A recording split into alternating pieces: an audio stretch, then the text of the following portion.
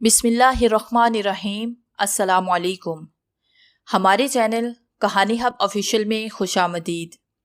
नाजरीन, मैं आज आपके लिए इंतहाई खौफनाक और दिलचस्प कहानी लेकर आई हूँ, लेकिन कहानी शुरू करने से पहले आपसे गुजारिश है कि अगर आपने हमारा चैनल सब्सक्राइब नहीं किया तो आप हमारे इस चैनल को सब्सक्राइब कर लीजिए और बेल आइकन को भी प्रेस कर लें ताकि हर नई आने वाली वीडियो बआसानी आप तक पहुँच सके। पेशे खिदमत है नावल कब्र का बेटा, एपिसोड नंबर 8। मैं उन चमकती हुई प्यासी निगाहों से चंद गज दूर रुक गया। उस वक्त बेयकीनी और सनसनी के बाइस मेरा दिल खोपड़ी में धड़क रहा था और दौराने खून कंप्यूटर में ठोकरें मार रहा था। मैंने अपने सामने कदरे डेलान पर मौजूद आदमपुर कबालू के खजूम पर नजर दौड़ाई। ये मैं किन हालात के चक्कर में उलझता जा रहा था। हर दिन एक नई मुसीबत मुंह खोले मेरी मुंतज़िर रहती थी।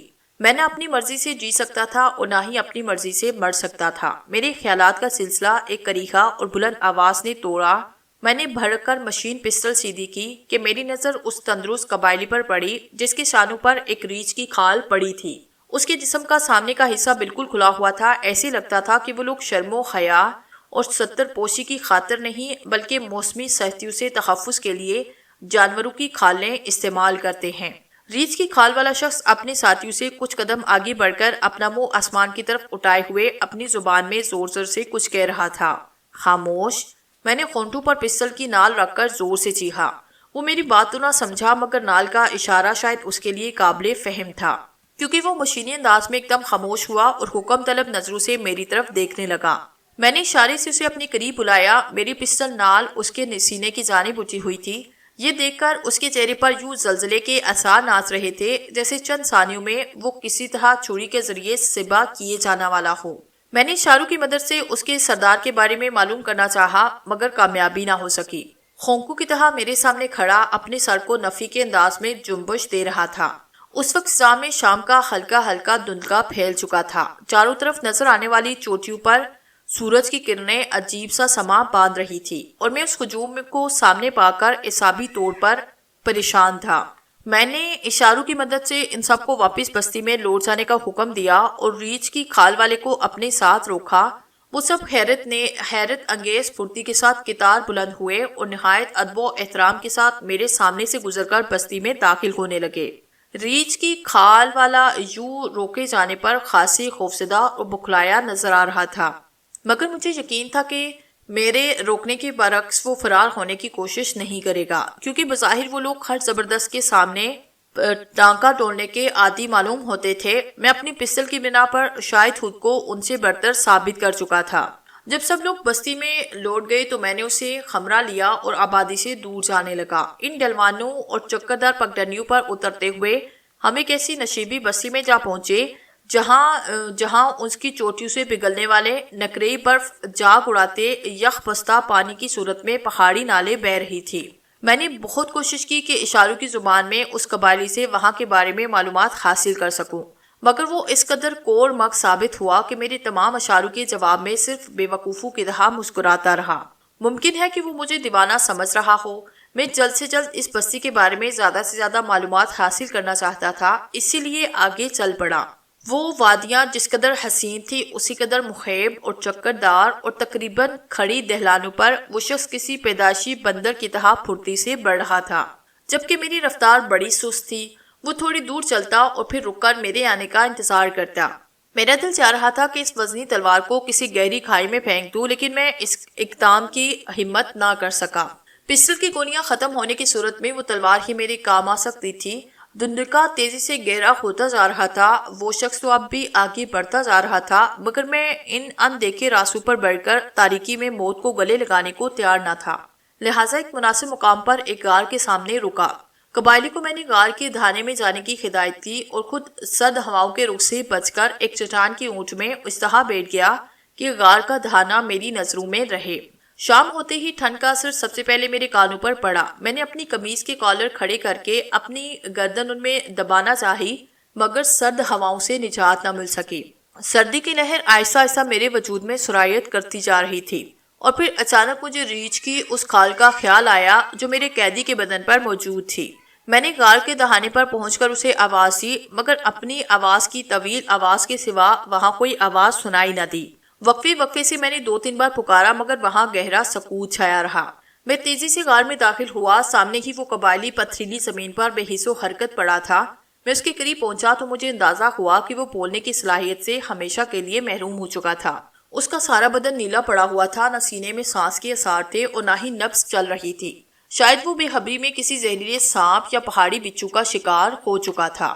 میں نے وحشت کے عالم میں اس کی لاش سے ریچھ کی کھال الگ کی اور جلدی سے غار سے نکل آیا۔ وہ رات قیامت کی رات تھی۔ میری آنکھوں میں دور دور تک نیند کا پتہ نہ تھا۔ سارا بدن کسی کوئلے کی طرح دکھ رہا تھا۔ اعصاب پر ناقابل بیان تناؤ طاری تھا اور کان کسی بھی سرسراہٹ کو سننے کے لیے مستعد تھے۔ کئی بار مجھے ایسے لگا جیسے کہ میرے آس پاس زمین پر کچھ زہریلے کیڑے رینگ رہے ہو، اور میں نے کئی بار اپنی جگہ تبدیل کی۔ میں بے خبری میں حشرات الارض کے کسی بھی وار کا نشانہ بننا نہیں چاہتا تھا۔ اللہ اللہ کر کے کوہ نور بھی کی وہ طویل رات ختم ہوئی۔ رات کی گور تاریکی میں روشنی کے جگنو چمکنے لگے اور پھر آہستہ آہستہ میں ظلمات کے اس اتھاہ سمندر میں سے نکلنے لگا، اس خطے میں پھیلنے لگا، اور پوری طرح روشنی پھیلنے کے درمیان غیر معمولی طویل وقفہ تھا۔ میرے چاروں طرف بھوری بے آب و گیا چٹانیں پھیلی ہوئی تھی۔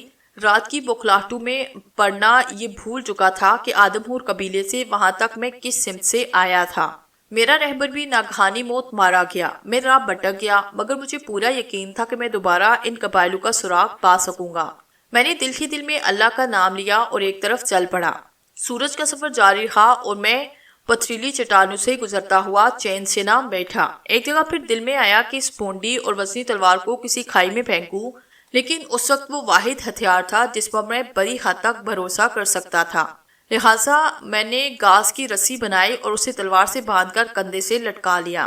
میں 3 دن تک ان پہاڑی بھول بھلیوں میں الجھتا رہا، لیکن آبادی تو کجا، کسی زیرو کا نام و نشان تک نہ مل سکا۔ مسلسل تھکان اور اندیکھی خطرات کے اعصابی تناؤ نے مجھے بہت زیادہ بدحال کر دیا۔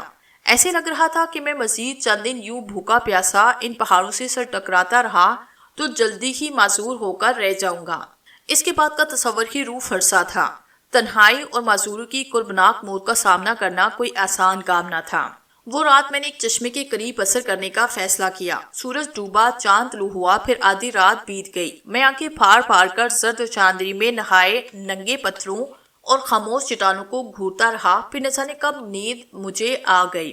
سوتے ہوئے میں عجیب عجیب خواب دیکھتا رہا۔ کبھی آدم ہور جنگلی اپنے درندوں جیسے دانت چمکاتے مجھے اپنے نرگے میں لے کر رقص کرنا تھے، کبھی میرا جسم نیزوں کی انیوں پر فضا میں اچھالا جاتا۔ پھر ایسے ایک بھیانک خواب کے دوران کسی نے میرے پیٹ میں نیزے کی تپتی ہوئی انی اتاری اور ایک تیز چیخ کے ساتھ میں کھڑبڑا کر بیدار ہوا۔ میرے کانوں میں ابھی تک غیر انسانی آوازیں گونج رہی تھی۔ ساتھ ہی ایسے محسوس ہو رہا تھا جیسے میرے بدن پر خاردر جاریاں برسائی جا رہی ہوں۔ چند ثانیوں تک تو میں دہشت زدہ سا زمین پر ہی پڑا رہا، اور جب خاص ذرا بحال ہوئے تو پھیکی چاندنی میں نے دیکھا کہ وہ خواب نہیں بلکہ حقیقت تھی۔ سیاہ پہاڑی لنگوروں کا ایک بہت بڑا گول کہیں سے اس وادی میں آیا۔ اس کی کریہا چیہوں نے آسمان سر پہ اٹھایا ہوا تھا اور وہ دندناتے ہوئے میرے جسم پر سے گزر رہے تھے۔ ان کے پنجے میں میری جلد میں جاڑیوں کی طرح چبھ رہے تھے۔ صورتحال کا صحیح اندازہ ہوتے ہی میں بکھلا کر زمین سے اٹھا اور داہنا ہاتھ تلوار کی طرف بڑھایا تو دل دھک سے رہ گیا۔ تلوار میری شانے پر نہ تھی اور نہ زمین پر اس کا پتہ تھا۔ ادھر لنگور اس قدر گستاخ اور بدتمیز واقع ہوئے تھے کہ میرے گرد حلقہ بند ہو کر عجیب سی آوازیں نکال رہے تھے۔ ان میں سے کئی ایک بڑھ بڑھ کر میرے سینے تک اچھل رہے تھے۔ اچانک اس غول کی اکب سے ایک بہت بڑا لنگور غراتا اچھلتا ہوا میری طرف لپکا اور میرے سنبھلنے سے پہلے میرے بدن سے ریچھ کی کھال جپٹ کر ایک طرف لے گیا۔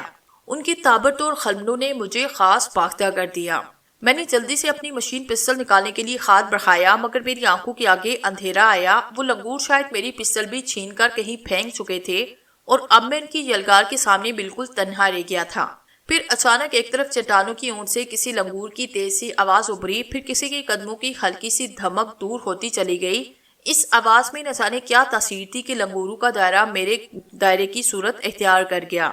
وہ سب نہایت ہی خونخوار اور جارحانہ انداز میں میری طرف لپکنے لگے۔ میں نے لاتوں اور گونسوں کے ذریعے انہیں خود سے دور رکھنا چاہا، مگر کب تک؟ ان کی تعداد تو سینکڑوں سے بھی زیادہ تھی۔ میرے بدن سے ریچھ کی کھال غائب ہو چکی تھی۔ پتلون اور قمیض کے بھی چھیترے اڑتے جا رہے تھے اور ان کے تیز پنجے میرے جسم کے برہنہ حصوں پر لمبی لمبی خراشیں ڈال رہے تھے۔ چند ہی سیکنڈ کے بعد میرے لیے وہاں کھڑا رہنا ناممکن ہوا اور میں پلٹ کر ان کے درمیان سے ایک طرف بھاگ پڑا جدھر لنگور موجود نہ تھے۔ چاند کی روشنی دور تک پھیلی تھی جس کی وجہ سے مجھے بھاگنے میں خاصی مدد ملی، ورنہ اس رات کے اندھیرے میں کسی اندھی کھائی میں جا گرا ہوتا۔ سردی کا احساس میرے دل سے یکسر غائب ہو چکا تھا۔ نقاہت اور تھکان نہ جانے کہاں جا سوئی تھی اور پیروں میں تو بے پناہ توانائی سمٹ آئی تھی۔ میری بس ایک ہی کوشش تھی کہ ان لنگوروں سے نجات حاصل ہو سکے، مگر وہ مردود کسی طرح ان شمشان میں بھٹکتی روحوں کی طرح چلاتے اور گراتے تینوں سمتوں سے میرا ہانکا کر رہے تھے۔ ان کی ایک ٹولی میرے حکم میں تھی جبکہ دو ٹولیاں میرے دائیں بائیں دوڑ رہی تھی۔ جب وہ ایک پہلو سے مجھ پر جھپٹے تو میں اپنی سمت بدلنے پر مجبور ہو جاتا اور پھر ان کے درمیان چلنے لگتا۔ میرا پورا بدن پسینے میں شرابور تھا اور اس آفت ناگہانی کو سر سے ٹلتا نہ پا کر اب میری ہمت بھی جواب دینے لگی۔ قبر کی کوکھ سے پیدا ہونے والا بے جگر شہریار احمد، جس نے آدم خور قبائلوں کو اپنے سامنے کیچوے سے بھی بدتر بنا کے رکھ دیا تھا، جس نے درم ناتھ جیسے ساحر کو اس کے پاؤں چٹنے پر مجبور کر دیا تھا، وہ شہریار احمد رات کے اس خنک طلسم میں نہتے لنگوروں کے سامنے بے بس تھا۔ نہ جانے دہلانوں اور چہرائیوں پر یہ بھاگ دوڑ کتنی دیر تک جاری رہی۔ میرے ذہن سے وہ مکان کا ہر احساس فنا ہو چکا تھا۔ بس میری ایک ہی کوشش تھی کہ ان سیاہ لنگوروں کے اس لشکر سے جلد از جلد چھٹکارا حاصل کروں۔ ادھر وہ نابکار تو خات آئی ہوئی تفریح سے دستبردار ہونے پر بالکل آمادہ نہ تھے۔ میں نے ان سے بچنے کے لیے ایک دور تک پھیلی ہوئی ڈہلان سے اتر رہا تھا کہ میری نظر کچھ بلند اور وسیع و عریض سائے پر پڑی۔ میں نے دوڑتے دوڑتے نظریں ادھر جمائی اور خوشی سے میرا دل بلیوں اچھل پڑا۔ وہ واضح طور پر کسی بڑی عمارت کا خاکہ تھا اور یہ جگہ میرے لیے ان لنگوروں سے نجات کا بہترین ذریعہ ثابت ہو سکتی تھی۔ مجھے اب اس بات کی بھی پرواہ نہ رہ گئی تھی کہ لنگوروں سے بچاؤ کی فکر میں کہیں آدم ہورو کے چنگل میں نہ پھنسوں۔ لنگور جیسے کریہا اور حقیر جانور کے خاتون مارے جانے کا تصور میرے لیے شرمناک اور توہین آمیز تھا، جبکہ آدم ہورو کا نشانہ بننا اس تحقیر آمیز ہلاکت سے بہتر تھا۔ دہلان کے پیچو خم طے کرنے کے بعد میں سیدھا باندھ کر اس عمارت کی طرف گیا جو لمحہ بلمحہ واضح ہوتی جا رہی تھی۔ میں نے فیصلہ کر لیا تھا کہ اگر اب لنگوروں نے دباؤ ڈال کر مجھے سمت بدلنے پر مجبور کیا تو میں آسانی سے سپر نہ ڈالوں گا، مگر وہ ذہنی طور پر مجھ سے اتنے افضل نہ تھے کہ ایسی حکمت عملی اختیار کرتے۔ وہ عمارت زمین کے ایک مسطح اور وسیع حصے پر پھیلی ہوئی تھی۔ اس کی بلندی کسی طرح 20 فٹ سے کم نہ تھی۔ تعمیر میں پہاڑی پتھر نہایت ہی فراخ دلی سے استعمال کیے گئے تھے۔ سامنے والی دیوار میں کم از کم 10 فٹ چوڑا اور تقریباً 80 قد اونچا خلا تھا۔ اس خلا کے اوپر دیوار کا تسلسل قائم رکھنے کے لیے بہت موٹی اور بے خنگم سی چیز کے 2 ستون کھڑے کیے گئے تھے۔ میں رکے بغیر پوری رفتار سے اندر گھستا چلا گیا۔ لنگور بھی آپس میں لڑتے بھڑتے ایک دوسرے کو نوچتے گسوڑتے میرے تعاقب میں تھے۔ چند ہی ثانیوں کے بعد میں نے خود کو ایک بڑے سے ہال میں موجود پایا جس کے اوپر کھلا آسمان چمک رہا تھا اور فرش پر چاند کی روشنی پھیلی ہوئی تھی۔ یہاں گھستے ہی حیرت سے میرے قدم زمین میں گھڑ کر رہ گئے۔ لنگوروں کا شور اچانک دم توڑ چکا تھا اور وہ پرسکون انداز میں اس کھلی چھت والے ہال میں بھرتے جا رہے تھے۔ وہاں اب ان کے چلنے کی سرسراہٹیں یا میرے سانس لینے کی تیز آوازیں سنائی دے رہی تھی۔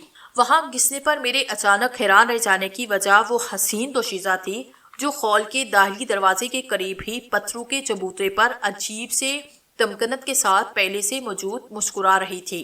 اس کے بدن پر بے نیاز انداز میں کسی جانور کی بالدار کھال پڑی تھی۔ چبوترے پر اس کے پہلو میں پڑی ہوئی ریچھ کی کھال میں پہلی ہی نظر میں پہچان گیا۔ وہ کھال میں نے مرنے والے آدم خور قبائلی کی لاش سے اتاری تھی اور کچھ دیر قبل ایک قد آور لنگور اسے میرے بدن سے لے بھاگا تھا۔ کھال کے قریب ہی میرا مشین پسٹل پڑا تھا اور بھونڈی تلوار کا چوبی دستہ لڑکی کے داہنے ہاتھ میں دبا ہوا تھا۔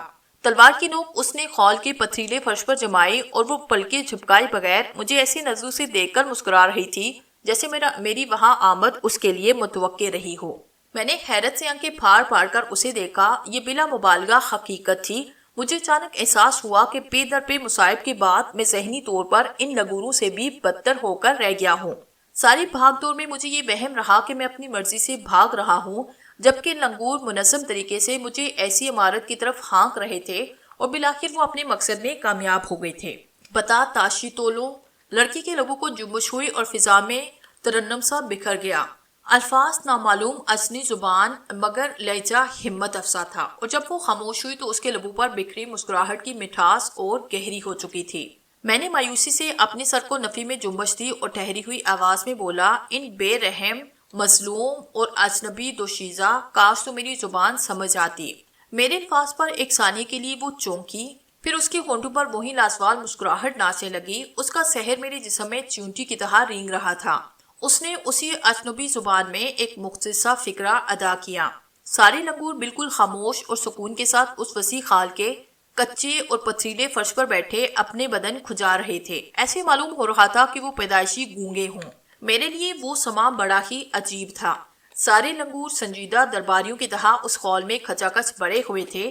لڑکی کے سامنے پہنچ کر ان کی جو حالت ہوئی وہ ناقابل اعتبار تھی۔ وہ سب اس کے اشاروں کے غلام نظر آ رہے تھے اور اس ماحول میں وہ لڑکی ان لنگوروں کی ملکہ نظر آ رہی تھی۔ چند لمحوں کے سکون کے بعد لڑکی کے حلق سے کسی لنگور کی ہلکی ہلکی چیخیں بلند ہونے لگی۔ وہاں موجود لنگور اس کی طرف خمتن گوش ہوئے اور اس کے خاموش ہوتے ہی فضا ان لنگوروں کی تیز سینحوں سے گونج اٹھی۔ وہ مسرت کے عالم میں کلا بازیاں کھاتے ایک دوسرے کا بدن نوچ رہے تھے اور اس واقعی کے عالم میں آہستہ آہستہ خول سے باہر نکلنے لگے۔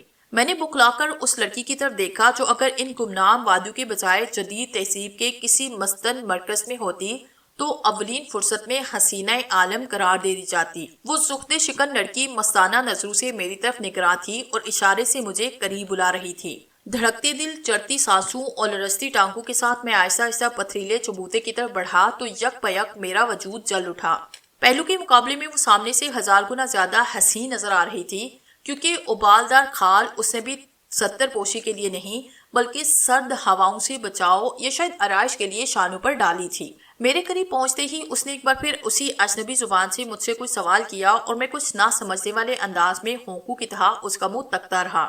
ایک بار میرے جی میں آئے کہ اس کے حسن اور اس کے حسن کے لاپرواہ انداز بلکہ بے حجابانہ اظہار سے متاثر ہوئے بغیر اسے قابو کر کے اس سے تلوار چھینوں اور اپنی مشین پستل بھی اٹھاؤں، مگر یہ سوچ کر ہمت نہ کر سکا کہ بے شمار سیاہ لنگور اس کے تابع ہیں۔ تھوڑے فاصلے پر ان کا بے پناہ شور و غل ابھی تک سنائی دے رہا تھا اور لڑکی کے ذرا سے اشارے پر وہ میرا خلیہ بگاڑ رکھ دیتے۔ میرے لیے اب اس عمر میں شبے کی کوئی گنجائش نہ تھی کہ لنگوروں نے میرے ساتھ جو سلوک کیا اس میں اس دوشیزہ کے احکام کا دخل تھا۔ تلوار، پسٹل اور کھال لڑکی کے قبضے میں دیکھ لینے کے باوجود کوئی دوسری رائے کام کرنا سب سے بڑی حماقت تھی۔ لڑکی نے تلوار اسی پتھریلے چبوتے پر رکھی اور میرا ہاتھ تھام کر وہاں سے نکاسی کے راستے پر چل پڑی۔ میں بھی کوئی تعارض کیے بغیر اس کے ساتھ چل پڑا۔ اس کے نرم نرم حرارت آفری ہاتھ کا لمس مجھے دنیا و مافیہ سے بے خبر ہونے جانے پر اکسا رہا تھا، لیکن میں کسی نہ کسی طرح خود پر قابو پاتا رہا۔ ابھی تک میرے ساتھ کا اس کا رویہ دوستانہ تھا۔ وہ بظاہر بدسور لنگوروں کے ساتھ رہتی تھی۔ ان حالات میں جلد بازی نہ صرف اس کی برہمی کا باعث بن رہی ہوتی بلکہ شاید میرے لیے ناقابل برداشت دشواریاں بھی پیدا ہو جاتی۔ تھوڑی سی دور چلنے کے بعد مجھے سمارت کی ساحت کا اندازہ ہوا۔ احاطے کی دیواریں صرف 3 طرف پھیلی ہوئی تھی۔ اوپر میں بہت اونچی کھڑی پہاڑی قدرتی دیوار کی صورت میں موجود تھی۔ اس احاطے میں وہاں سے خال سے ملحقہ چند کمرے بھی بنے ہوئے تھے۔ ان کی پشت پر سینکڑوں لنگور ادم مچاتے اپنی لمبی لمبی دموں کے ذریعے سناٹے دار آواز کے ساتھ عقبی پہاڑی کی طرف سنگ مار رہے تھے۔ آسمان پر تارے ماند پڑنے لگے اور ہوا میں نیم سحری کی لطیف مہک رچنے لگی، مگر اس قدر غیر یقینی بلکہ خطرناک حالات سے دوچار تھا میں کہ اس تبدیلی سے محفوظ نہ رہ سکا۔ ادھر شور مچاتے اور سنگ باری کرتے ہوئے لنگور اس لڑکی کی موجودگی کو محسوس کرتے ہی اپنی ہی مصروفیات ترک کر چکے تھے اور مجھے ساتھ لیے عقبی پہاڑی کے دامن میں بنے پتھروں کے ایک غار کی طرف جا رہے تھے۔ قریب جا کر مجھے پتا چلا کہ وہ کوئی گہرا کنواں تھا اور اس میں دیوار ساتھ ساتھ چکردار پتھریلا زینہ نیچے تاریکی میں گم ہوتا نظر آ رہا تھا۔ لڑکی نے وہاں رک کر اشاروں کی مدد سے مجھ پہ واضح کیا کہ اگر میں نے اس کی مرضی کے بغیر کوئی کی قدم اٹھایا تو وہ کنواں ہی میرا مقدر بنے گا۔ اس کے بعد لڑکی نے مجھے تنہا چھوڑا اور تیز قدموں سے چلتی ہوئی ایک طرف غائب ہو گئی۔ اس کے جاتے ہی لنگوروں کی بدمسمیاں شروع ہو گئی۔ اجالا پھیلنے پر وہ لڑکی مجھے تلاش کرتی ہوئی دوبارہ نمودار ہوئی۔ اس کے ہاتھوں میں جنگلی پھلوں بھرا مٹی کا ایک برتن تھا۔ اس نے وہ برتن میرے حوالے کیا۔ میں طویل بھوک سے نڈال ہو چکا تھا۔ میں نے وہاں ہی فرش پر بیٹھ کر پھل کھانا شروع کیے۔ وہ شاید کچھ دیر وہاں ہی کھڑی رہی، میری بے صبری سے لطف اندوز ہوتی رہی، پھر نہ جانے کب واپس لوٹ گئی۔ اس کے چلے جانے کے احساس سے مجھے اس وقت ہوا جب لنگوروں کی ایک ٹولی مجھ پر حملہ آور ہوئی۔ 2-3 لنگور چونک بن کر میرے بدن کو جھنجھوڑنے لگے اور باقی لنگور سارے پھل لے کر بھاگے۔ پھل صاف ہوتے ہی سارے لنگور اپنے ساتھیوں میں جا ملے۔ میرے لیے یہ تجربہ خاصی تلخ تھا اور حالات بتا رہے تھے کہ مجھے خود کو ایسے حالات کا عادی بنانا ہوگا ورنہ یہ منحوس مخلوق میری زندگی جہنم بنا کے رکھ دے گی۔ میں دوپہر تک اسی فراق میں رہا کہ کسی طرح دوبارہ اس خال میں گھس سکوں جہاں لڑکی نے میرے ہتھیار چھوڑے تھے، مگر ہر بار اپنے آس پاس چند لنگوروں کو منڈلاتا دیکھ کر ارادہ ترک کرنا پڑا۔ دوپہر کے بعد اچانک اس احاطے میں سناٹا پھیلا۔ شاید سارے لنگور کہیں نکل گئے تھے، ان کے اکا دکا ساتھی کہیں پڑے سستا رہے تھے۔ میرے لیے یہ موقع بڑا غنیمت تھا۔ میں چوروں کی طرح چھپتا ہوا اس خال میں گھسنے میں کامیاب ہوا۔ پسٹل، کھال اور تلوار بدسور پتھیلے فرش پر موجود تھی۔ لڑکی کی مخالفت مول لیے بغیر میں یہ چیزیں کسی ایسی جگہ چھپا سکتا تھا جہاں سے بروقت ضرورت میں انہیں حاصل کر سکوں۔ میں جو ہی اس طرف لپکا، اچانک کوئی سخت چیز سناٹے کے ساتھ میری کھوپڑی کے عقبی حصے پر پڑی۔ میری آنکھوں کے سامنے تارے سے ناچ گئے۔ میں نے پلٹ کر دیکھا تو 20 فٹ اونچی دیوار پر ایک قد آور لنگور موجود تھا اور ایک اور پتھر کے گرد اپنی دم کو بل دے کر دوسرے وار کی تیاری کر رہا تھا۔ کوئی خبروسی دوشیزہ ان بے خودہ جانوروں کو اس حد تک سدھا سکتی ہے کہ وہ اس کی غیر موجودگی میں اس کے احکام کی تعمیل کرتے رہیں۔ یہ بھی اندازہ ہو چکا تھا کہ اس چار دیواری میں لڑکی کی مرضی کے خلاف میں کچھ بھی نہیں کر سکتا، لہٰذا میں ایک دور افتادہ حصے میں ڈلتے سورج کی سکون پرور کرنوں کے ساتھ جا بیٹھا تاکہ آنے والی رات کے لیے خود کو تیار کر سکوں۔ وہیں بیٹھے بیٹھے میرے ذہن پر غنودگی طاری ہونے لگی اور میں کھردی زبان پر دراز ہوا۔ اس وقت وہ پتھر بھی میرے لیے روئی کے نرم گالے ثابت ہوئے اور تھوڑی ہی دیر میں میری آنکھ لگ گئی۔ میرے آرام کا یہ سلسلہ زیادہ دیر جاری نہ رہ سکا۔ سوئے ہوئے میرے داہنے کان میں کوئی کیڑا گھسا اور تکلیف سے بے چین ہو کر میری آنکھ کھلی۔ ہڑبڑا کر کان پر ہاتھ مارا تو کسی کیڑے کی بجائے ایک لنگور کی دم کا سرا میرے ہاتھ میں آیا۔ غصے سے میرا خون کھول اٹھا۔ ادھر وہ لنگور میری گرفت سے دم چھڑانے کے لیے خوفزدہ چیخیں مارنے لگا، مگر میں نیند میں خلل پڑنے کے باعث غصے سے اندھا ہو چکا تھا۔ میں نے دم خاتوں میں تھام کر اس لنگور کو فضا میں گردش دی۔ احاطہ اس کی چیخوں سے سارا گونج اٹھا، مگر میں نے نتائج کی پرواہ کیے بغیر اس لنگور کو پوری قوت سے دیوار پر دے مارا۔ دھماکے کے ساتھ ہی اس کی آخری دہشت زدہ چیخ نکلی اور وہ مردہ لوتھڑے کی طرح زمین پر ڈھیر ہو گیا۔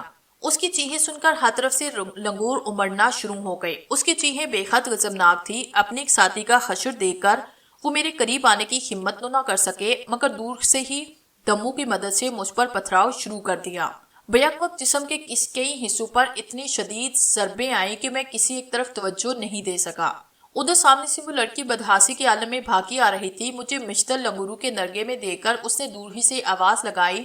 سارے لنگور اس کی طرف دوڑے، کچھ اس کے کندھے اور سر پر سوار ہو کر شور مچانے لگے۔ وہ لڑکی مجھے نفرت آمیز انداز میں گھورتی ہوئی سیدھی مردہ لنگور کی طرف گئی، لیکن اس میں زندگی کی رمق بھی موجود نہ تھی۔ اسے دیکھنے کے بعد وہ تیر کی طرح میری طرف آئی۔ اس کے غصے سے ابلتی ہوئی آنکھوں میں نمی تیر رہی تھی۔ اس نے گراتے ہوئے پوری قوت سے میرے منہ پر ایک تھپڑ رسید کیا۔ اس کا یہ قدم میرے لیے حیرت ناک تھا۔ میں کئی قدم پیچھے لڑکھڑایا۔ اس وقت مجھے پہلی بار اندازہ ہوا کہ وہ پہاڑی حسینہ کس قدر شہزور ہے۔ غصے کے عالم میں نہ جانے میں کیا کچھ کر گزرتا، لیکن اپنے تحفظ کے پیش نظر عملی اقدام سے گریز کیا۔ میرے جسم پر تازہ ترین پتھراؤ سے پیدا ہونے والے زخموں سے خون نکل کر بہہ رہا تھا۔ لڑکی نے حقارت اور تیزی سے اپنی زبان میں کچھ کہا۔ دیکھ لوں گا تجھے، میں سیڑھیاں اترتے ہوئے بڑبڑایا۔ اس وقت میری کمر پر پیچھے سے ایک بھرپور لات پڑی۔ میں تیزی سے سیڑھیوں سے پھسل کر سیدھا گہرائی کی طرف چلا گیا، لیکن میرا یہ سفر ایک لمحے سے بھی کم طویل تھا۔ اس کے فوراً بعد ہی میرا بدن سخت زمین سے جا ٹکرایا۔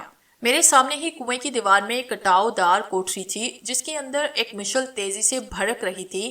فضا میں سخت بدبو رچی تھی اور مشعل کی روشنی میں اس کوٹری کے فرش پر ایک استحوانی پنجر اور 3 خشک کھوپڑیاں پڑی ہوئی تھی، جو کہ سب کی سب انسانی نظر آتی تھی۔ اس وقت خوبرو خونحال لڑکی بھی سیڑھیاں طے کر کے نیچے آ پہنچی۔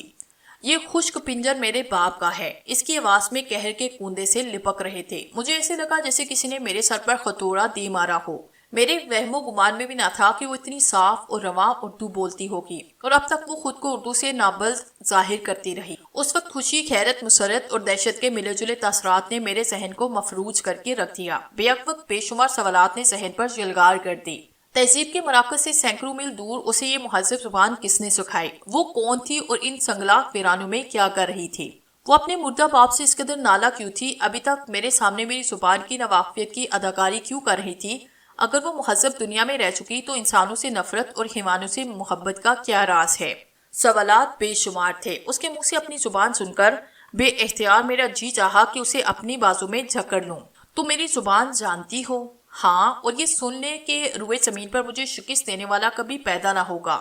میں ان پہاڑوں کی پیداوار ہوں اور میرے سینے میں صرف پتھر ہی دھڑکتا ہے۔ یہ تیری پہلی اور آخری غلطی تھی جو کہ میں معاف کرتی ہوں۔ اب اگر تو نے میرے کسی پالتو کے ساتھ سختی کی تو ان خشک اور بے جان ڈھانچوں میں ایک کا اضافہ یقینی ہے، مگر وہ مجھے تنگ کرتے ہیں۔ یہ سب معصوم ہیں۔ وہ اس وقت جذبات کی روانی میں ڈوبی ہوئی تھی۔ انسانوں کو خوب سمجھتے ہیں، آخر مجھے کیوں نہیں ستاتے؟ تیرے ہی دشمن کیوں ہیں؟ میں نے یہ محسوس کیا کہ وہ تمہارے دوست کے دوست بن سکتے ہیں اور کسی کے نہیں۔ یہ معلوم ہونے کے بعد کہ وہ میری زبان اور میرا مفہوم سمجھ سکتی ہے، مجھ میں بحث کرنے کا حوصلہ پیدا ہوا۔ میں بہر قیمت اس کی ہمدردیاں جیتنے کا فیصلہ کر چکا تھا۔ اس لنگور کو قتل کرے تک تو میرا دشمن نہ تھا، وہ طنزیہ لہجے میں بولی۔ میں خود کو تمہارا قیدی محسوس کر رہا ہوں۔ ان پہاڑوں میں بھٹکنا کوئی جرم تو نہیں؟ آخر تم نے مجھے کیوں گھیرا؟ بھٹکنا جرم نہیں، وہ گہرائی اور حقارت کے ساتھ خشک انسانی پنجر کی طرف اشارہ کرتے ہوئے بولی۔ یہ بھی ایک چوٹی سر کرنے آیا تھا، ان وادیوں میں بھٹک رہا تھا۔ میری ماں انسانوں میں رہی تھی، اس کی عقل مظلومیت کے فریب میں آئی۔ اس نے بھٹکنے والوں کی رہبری کی اور یہ پہلی ہی رات میں بیڑیا بن کر میری ماں کی عزت کو نگل گیا۔ اگر اپنی والدیت پر مجھے اختیار ہوتا تو کسی خارج شدہ لنگور کی اولاد کہلانا پسند کرتی۔ دردناک۔ اس کی کہانی سن کر مجھے صدمہ ہوا۔ تمہاری ماں کہاں ہے؟ وہ جہاں ہے سکون سے ہے، خبردار اس کا نام دوبارہ لیا۔ کیا یہ ممکن نہیں کہ میں تنہا یہاں بھٹکنے کی بجائے تمہارے ساتھ رہ سکوں؟ چند ثانیوں توقف کے بعد میں نے سوال کیا۔ اس نے گہری نظر سے مجھے گورا، پھر بولا، تو کون ہے اور اس علاقے میں کیا کر رہا ہے؟ میں کون ہوں؟ پھر وہی ایک سوال۔ اس سوال نے میرے ذہن کو ہلا کے رکھ دیا۔ میں بذات خود نہیں جانتا تھا کہ میں کون ہوں، کہاں سے آیا ہوں۔ قبر سے اٹھنے کے بعد حالات مجھے ادھر سے ادھر اٹھا کر پھینکتے رہے۔ نہ جانے کب تک مجھے در بدر کی ٹھوکریں کھانا پڑی۔ پاروتی دیوی، رینوکا، وہ بزرگ نہ جانے کہاں جا سوئے۔ مجھے کون میرے ماضی کے بارے میں بتائے گا؟ میں کس طرح اپنے آپ کو جان پاؤں گا؟ حالات کی گردش مجھے یہاں سے وہاں لیے پھر رہی تھی، کبھی اس دور کبھی اس دور۔ مجھے خود اپنے آپ پر، اپنے وجود پر اختیار نہ تھا۔ میری اپنی کوئی مرضی نہ تھی۔ میں صرف ان نادیدہ قوتوں کے آگے ایک کھلونا بنا ہوا تھا۔ میری سمجھ میں نہیں آ رہا تھا کہ میں اپنی ماضی کو جاننے کے لیے کون سی راہ اختیار کروں۔ کیا بات ہے تم نے میری کسی بات کا جواب نہیں دیا؟ اس نے معصومانہ حیرت سے پوچھا۔ میرے خیالات کا تسلسل ٹوٹا۔ میں چونک کر اپنی دنیا میں واپس آیا۔ کیا تم نے ان پہاڑوں سے باہر کی دنیا نہیں دیکھی؟ نہیں، میں یہیں پیدا ہوئی اور پلی بڑی ہوں۔ باہر کی دنیا کے ذکر پر اس کے چہرے سے کسی شوق یا تجسس کا اظہار نہیں ہوتا تھا۔ مگر آدم حورو کی مقدس تلوار کس طرح تیرے ہاتھ لگے؟ مقدس تلوار؟ ہاں، ان کا عقیدہ ہے کہ جو کوئی اس تلوار پر قابض ہو جائے وہ روئے زمین کا طاقتور ترین شخص ہوتا ہے۔ وہ چوہوں کی طرح اس کی برتری تسلیم کر لیتے ہیں۔ میں ایک طویل سانس لے کر رہ گیا۔ اس کی شکست کو میں ابھی تک اپنی پستل کا کارنامہ سمجھ رہا تھا۔ لڑکی کی زبانی معلوم ہوا کہ وہ میرا نہیں، اس بونڈی تلوار کا کارنامہ ہے جو کہ میں نے محض ہتھیار کے طور پر ان کی بستی کے سب سے بڑے مکان سے ہتھیار لی تھی۔ کیا یہ ممکن نہیں کہ ہم یہاں سے کسی بہتر جگہ چلیں؟ میں تمہیں لفظ بلفظ اپنی کہانی سناؤں گا۔ اس نے پنجر اور کھوپڑی والی کوٹری کی طرف دیکھتے ہوئے کہا۔ اس نے مجھے آگے بڑھنے کا اشارہ کیا اور میں چکردار سیڑھیاں طے کرتا ہوا اوپر جانے لگا۔ وہ اس احاطے میں بنے ہوئے پہاڑی پتھروں کی دیواروں والے کمرے میں رہتی تھی جس کی چھت گھاس پھوس وغیرہ سے ڈالی گئی تھی۔ کمرے میں مٹی کے بنے ہوئے برتن کرینے سے ایک طرف رکھے ہوئے تھے۔ ایک گوشے میں کئی گرم کھالیں پڑی تھی جو کہ شاید سردیوں میں استعمال کی جاتی ہوں گی۔ قریب ہی جنگلی پھلوں کا ایک انبار لگا تھا جن کی خوشبو سے کمرہ مہک رہا تھا۔ برسوں سے یہ میرا گھر ہے، لڑکی وہاں پہنچنے کے بعد بولی۔ غصے کی کیفیت ختم ہو جانے کے بعد اس کے حسین حدوحال کی رعنائیاں ایک بار پھر جاگ اٹھی۔ ہونٹوں پر وہی سحر انگیز مسکراہٹ ابھری جو میں نے پہلی بار دیکھی تھی۔ بڑی بڑی نیلی آنکھوں میں زندگی کے دیپ روشن تھے۔ سیب جیسے سرخ رنگر کے بڑے بڑے رخسار اور ان پر جھلتی سرخ رنگ کی آوارہ زلفیں، دراز قامت گداز سراپا تجاہل آمیز اوریانی اور کوسانوں کی روایتی جھنجھال نے اس لڑکی کو دو آدھا بنا دیا۔ میری ماں نے مجھے انسانوں سے نفرت کرنا سکھائی۔ اس کا دل گداز قصہ میں تمہیں سنا چکی ہوں۔ وہ بھی میری طرح ان پہاڑی لنگوروں میں تنہا رہتی آئی ہے۔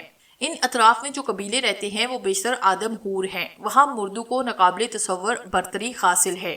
عورتیں کھلے آسمان تلے میدانوں میں رہتی ہیں جن کے گرد رسیوں کا دوہرا حصار ہوتا ہے اور ان دونوں حصاروں کے درمیان خونخوار درندوں کے بھوکے پیاسے گول قید رہتے ہیں۔ اگر کوئی بھی عورت فرار ہونا چاہے تو ان درندوں کا لقمہ بن جاتی ہے۔ مہینے میں ایک بار پوری چاند کی رات کے اجالے میں درندوں کے رکھوالے اس دوہرے حصار میں جال باندھ کر راستہ بناتے ہیں، پھر قبیلے کے وحشی مرد درندوں کے تحت دندناتے ہوئے عورتوں میں گھس جاتے ہیں۔ ان کے نزدیک عورت صرف مرد کی عیاشی اور بچے جننے کے لیے پیدا کی گئی ہے۔ اس رات وہاں قیامت کا سماں ہوتا ہے۔ لڑکی سادہ اور شگفتہ ہوتی ہے اور صبح سے پہلے وہ سب کچھ لوٹ جاتے ہیں۔ عورتیں کھلے میدان میں بچے کو جنم دیتی ہیں، لڑکے بلوغت کی عمر کو پہنچنے پر باہر نکال دیے جاتے ہیں اور لڑکیاں ستم جھیلنے کے لیے وہاں ہی چھوڑ دی جاتی ہیں۔ میری ماں نے پہلے ہی ان قبائل میں پناہ لینی چاہی، لیکن یہ ذلت اسے کسی طور پر گوارا نہ تھی۔ اس کو ان حوالوں میں پناہ لینا پڑی۔ وہ جب چاہتی لنگوروں کا لشکر لے کر ان آدرہم قبیلوں پر پڑتی، وہ لوگ بھاگ کر غاروں میں جا چھپتے۔ بڑی ہی عجیب کہانی ہے تمہاری، میں گہری محویت سے چونک کر بولا، مگر تم یہ بتاؤ کہ ان ویران پہاڑوں میں یہ اردو کیسے سیکھی؟ یہ میری ماں کی زبان ہے، وہ فہریہ لہجے میں بولی۔ اس نے مجھے مقامی قبیلوں کی زبان سکھائی تھی، لنگوروں کی بظاہر بے معنی آوازوں کا مفہوم سمجھایا اور اسی نے مجھے اردو سکھائی۔ تمہاری ذات پر تمہاری ماں کی چھاپ اتنی گہری ہے کہ مجھے بار بار اسے دیکھنے کی آرزو ہے۔ میری ماں کی عزت لوٹنے والے سمندر پار کے سفید خامتے یہاں سے آئے دن مہم جو بلند چوٹیوں کی طرف جانے کے لیے گزرتی رہتی ہے، مگر ہم کسی سے تعارف نہیں کرتے کیونکہ ان کے پاس جادوئی ہتھیار ہوتے ہیں۔ وہ کبھی اس بات کو پسند نہیں کرے گی کہ میں باہر کی دنیا سے نکل کر اجنبی دنیا میں جاؤں۔ پھر تم نے مجھے کیوں پکڑا؟ میں نے سوال کیا۔ میں اپنی لنگوروں کے ساتھ سیر کو نکلی تھی، تجھ پر نظر پڑی اور میں نے تجھے ستانے کی ٹھانی۔ میرا ارادہ تھا کہ تجھے خوب پریشان کرنے کے بعد مار ڈالوں گی، مگر جب میں نے تیری زبان سنی تو مجھے دلچسپی ہوئی۔ اپنی ماں کے علاوہ میں نے صرف تجھے اس زبان سے سنا، یہی وجہ ہے کہ تو اب تک زندہ ہے۔ تم یقین کرو لڑکی، میں تمہارا دوست ہوں، میں نے اسے سمجھانا چاہا۔ مرد کسی بھی عورت کا دوست نہیں ہوتا، اس نے نفرت سے کہا۔